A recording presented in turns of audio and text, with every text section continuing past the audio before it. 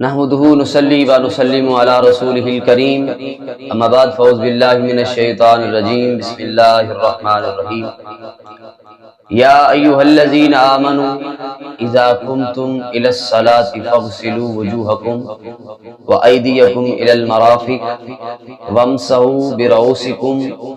وارجلكم الى الكعبين صدق الله العظيم الصلاة والسلام عليك يا سيدي يا رسول الله وعلى آلك واصحابك يا سيدي يا حبيب اللہ۔ طہارت نماز کے لیے بے حد ضروری ہے، کیونکہ اس کے علاوہ انسان کی نماز نہیں ہوتی، بلکہ جان بوجھ کر طہارت کیے بنا نماز ادا کرنا علماء اس کو کفر لکھتے ہیں۔ اور کیوں نہ ہو، کیونکہ بے وضو یا بے غسل اللہ کی عبادت کرنا یہ عبادت کی توہین ہے، اور نبی اکرم صلی اللہ علیہ وآلہ وسلم نے ارشاد فرمایا جنت کی کنجی نماز ہے، جنت کی کنجی نماز ہے، اور نماز کی کنجی جو ہے وہ طہارت ہے۔ اور اس حدیث کو امام احمد نے حضرت جابر رضی اللہ تعالیٰ عنہ سے روایت کیا ہے کہ نبی کریم صلی اللہ علیہ وآلہ وسلم ایک روز نماز کے اندر صبح میں سورہ روم پڑھا رہے تھے اور آپ کو متشابہ لگا، اور نماز کے بعد کریم کائنات صلی اللہ علیہ وآلہ وسلم نے ارشاد فرمایا کیا حال ہے ان لوگوں کا جو ہمارے ساتھ نماز تو پڑھتے ہیں لیکن اچھے طریقے سے طہارت نہیں کرتے، انہی کی وجہ سے امام کو قرات میں شبہ پڑتا ہے۔ اور اس حدیث کو نسائی نے شبیب بن ابی روح سے، اور انہوں نے ایک صحابی سے روایت کیا ہے کہ جب بغیر کامل طہارت نماز پڑھنے کا یہ وبال ہے تو طہارت کے بنا نماز پڑھنے کا کیا وبال ہوگا۔ میرے عزیزوں، میرے دوستو، طہارت کی دو قسمیں ہیں، ایک ہے طہارت صغرا اور ایک ہے طہارت کبرا۔ طہارت صغرا جو ہے وہ ہے وضو، اور طہارت کبرا جو ہے وہ ہے غسل۔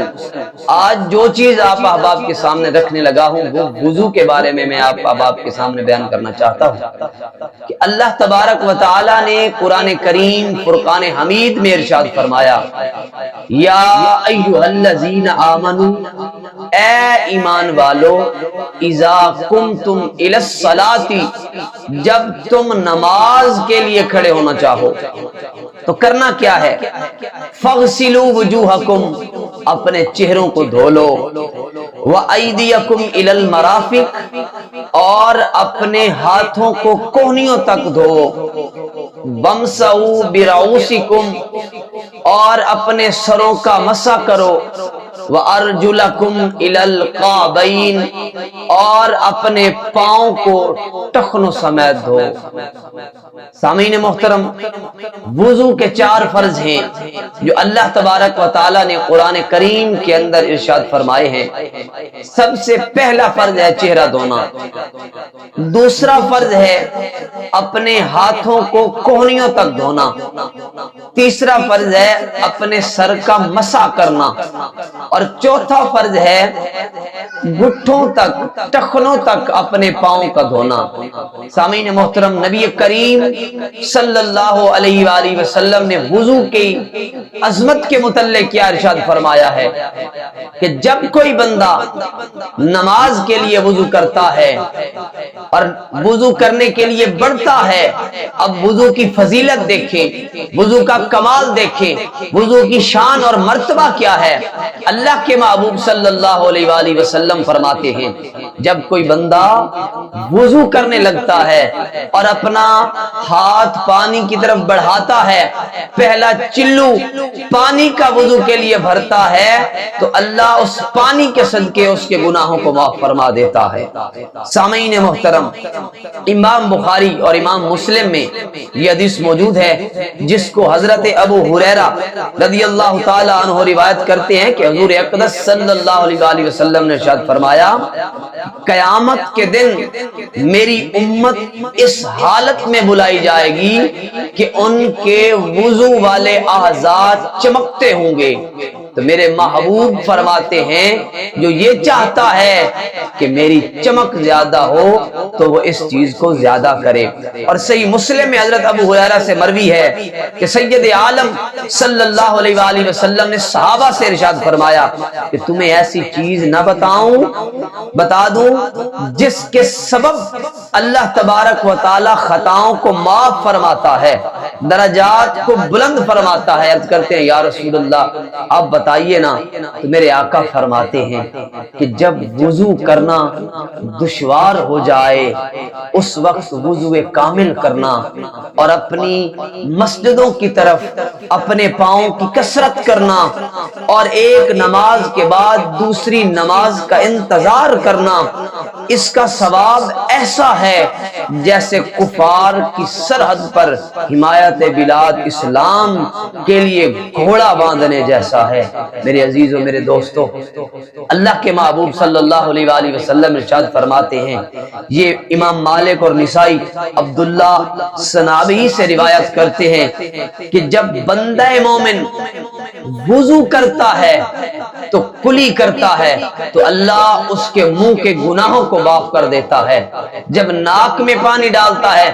اللہ اس کی ناک کی خطاؤں کو بخش دیتا ہے، جب چہرہ دھوتا ہے تو اللہ اس کے چہرے کے گناہوں کو معاف فرما دیتا ہے، حتیٰ کہ اس کی پلکوں سے اس کے گناہ جھڑ جاتے ہیں۔ پھر وہ اپنے ہاتھوں کو دھوتا ہے، اس کے ہاتھوں کے گناہ رب معاف فرما دیتا ہے، حتیٰ کہ اس کے ناخنوں سے گناہ جھڑ جاتے ہیں، اور پھر وہ سر کا مسح کرتا ہے، اس کے سر کے گناہوں کو اللہ معاف فرما دیتا ہے، گناہ جھڑ جاتے ہیں، حتیٰ کہ کانوں کے گناہ جھڑ جاتے ہیں، اور جب وہ پاؤں دھوتا ہے تو اس کے پاؤں کے گناہ جھڑ جاتے ہیں، حتیٰ کہ اس کے ناخنوں کے گناہ جھڑ جاتے ہیں، اور پھر وہ مسجد کی طرف چل کے جانا اور نماز ادا کرنا، یہ مزید بڑا ہے، اللہ اس پہ دوہرا اجر و ثواب عطا فرماتا ہے۔ میرے عزیزوں، میرے دوستوں، یہ چیزیں نہایت ہی ضروری ہیں۔ اللہ تبارک و تعالیٰ کی بارگاہ میں دعا ہے کہ اللہ تبارک و تعالیٰ عمل کرنے کی توفیق عطا فرمائے۔ وآخر دعوانا ان الحمدللہ رب العالمین۔